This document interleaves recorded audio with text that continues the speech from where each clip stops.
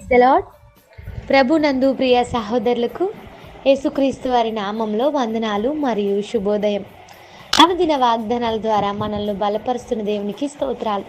ప్రతిరోజు ఉదయాన్నే వినే కొద్ది మాటలు మనల్ని రోజంతటికి ఆధ్యాత్మికంగా బలపరిచేవిగా ఉన్నాయని నమ్ముతున్నాను. నేటి వాగ్దానము 2వ దినవృత్తాంతాల గ్రంథం 14వ అధ్యాయం 7వ వచనంలో మొదటి మాటలు చదువుతున్నాను. అతడు యూదా వారికి ఇలాగు ప్రకటన చేసెను, మన దేవుడైన యెహోవాను మనము ఆశ్రయించినందున ఆయన మన చుట్టూను నెమ్మది కలుగజేసి ఉన్నాడు. ఎంతో చక్కని వాగ్దానం కదా ఇది.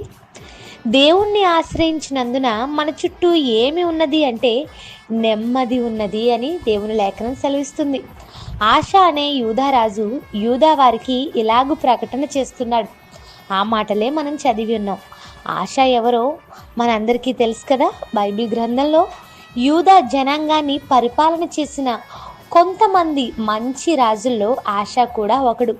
యూదా రాజ్యాన్ని పాలించిన 3వ రాజు ఇతడు దేవుని దృష్టికి యథార్థవంతంగాను అనుకూలంగాను నడిచాడు. ప్రతికూలంగా నడవలేదు. దేవుని చిత్తాన్ని నెరవేర్చాలని ఆశించాడు. తన రాజు అయినప్పటికీ తాను ఏది ఆజ్ఞాపించినా ప్రజలు చేయాల్సిన పరిస్థితులు ఉన్నప్పటికీ తాను కాదంటే ఎదురు తిరిగిన వారికి శిక్ష విధించేంతటి అధికారంలో స్థానంలో ఉన్నప్పటికీ ఆశ దేవుని చిత్తాన్ని జరిగించాలని, దేవునికి అనుకూలంగా జీవించాలని ఇష్టపడ్డాడు. ఇలాంటి ప్రవర్తన దేవుని ఎడల కలిగి ఉండడం వల్లనే దేవుడు ఆశను ఆశీర్వదించాడని ఈ పై వచనాల్లో మనం చూడొచ్చు.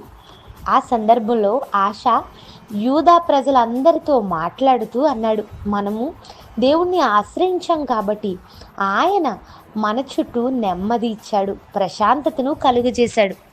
ఈరోజు ఈ మాటలు వింటున్న వారితో దేవుని వాక్యం సెలవిస్తుంది. జీవితంలో ప్రశాంతత కోసం ఎదురు చూస్తున్నారా? శాంతి నెమ్మది కావాలని ఆశిస్తున్నారా? ఆనందంగా బతకాలని కోరుకుంటున్నారా? అయితే మీరు చేయాల్సిన పని ఒక్కటే. అదేంటంటే మన దేవుణ్ణి ఆశ్రయించడం.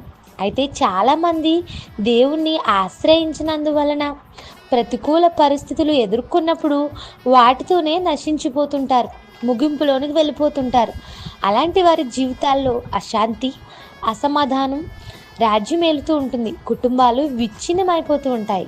కారణం వారు నెమ్మది కలిగి లేరు, సమాధానం కలిగి లేరు, శాంతి వారి జీవితాల్లో లేదు. వారు దేవుణ్ణి ఆశ్రయించని వారిగా ఉంటుంటారు. అయితే యేసుప్రభు వారు ఈ లోకానికి వచ్చింది విశ్రాంతినివ్వడానికి, నెమ్మదినివ్వడానికి. ఏదో ఒక ఫోన్ కాల్ వచ్చి అనుకోని దుర్వార్త విని ఎప్పుడూ ఎదుర్కొని పరిస్థితుల గుండా మన జీవిత ప్రయాణం కొనసాగుతూ హృదయం అంతా వేదనతో, కృంగుదలతో, విచారాలతో నిండిపోతుంటే ఈరోజు ఈ వాగ్దానం మనతో మాట్లాడుతుంది.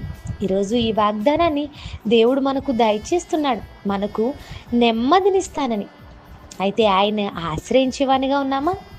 ఆయన ద్వారా నెమ్మది పొందుకోవాలంటే, ఆయన ద్వారా విశ్రాంతిని, శాంతిని పొందుకోవాలంటే ముందుగా మనము దేవుణ్ణి ఆశ్రయించేవారిగా ఉండాలి. ఆయన్ని ఆశ్రయించేవారిగా మనం ఉన్నప్పుడు దేవుడిచ్చు నెమ్మదిని, మన హృదయాలకు శాంతిని, ప్రశాంతతను పొందుకుంటాం. ఈరోజంతా ఈ వాగ్దానాన్ని ఆధారంగా చేసుకుని ప్రార్థించండి.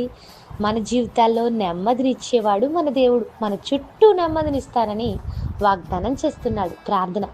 నమ్మకం గల మా తండ్రి, మాతో మాట్లాడిన మాటలు బట్టి స్తోత్రాలు. మా ప్రియులను ఈ దినమంతా ఈ వాగ్దానం ద్వారా బలపరచండి. ఎవరు ఎలాంటి పరిస్థితుల్లో ఉండి ఈ మాటలు వింటున్నారు, వారి బ్రతుకుల్లో ఎలాంటి అశాంతి, అసమాధానం ఉందో, అయితే ఈ మాటల ద్వారా వారిని బలపరచండి. నీవు నెమ్మదినిచ్చేవాడవని, మా చుట్టూ మా ప్రాకారాలలో నెమ్మదిని, శాంతిని అనుగ్రహించేవాడవని సెలవిచ్చినందుకు స్తోత్రాలు చెల్లిస్తూ నిన్ను ఆశ్రయించే బ్రతుకులు, నీపై ఆనుకునే బ్రతుకులు మాకు దయచేయమని అడుగుచు. ఈ దినమంతా ఈ మాటల ద్వారా బలపరచమని అడుగుచు. యేసయ్య నామములో అడుగుచున్నాను తండ్రి. Amen. Have a blessed day. Thank you all. God bless us.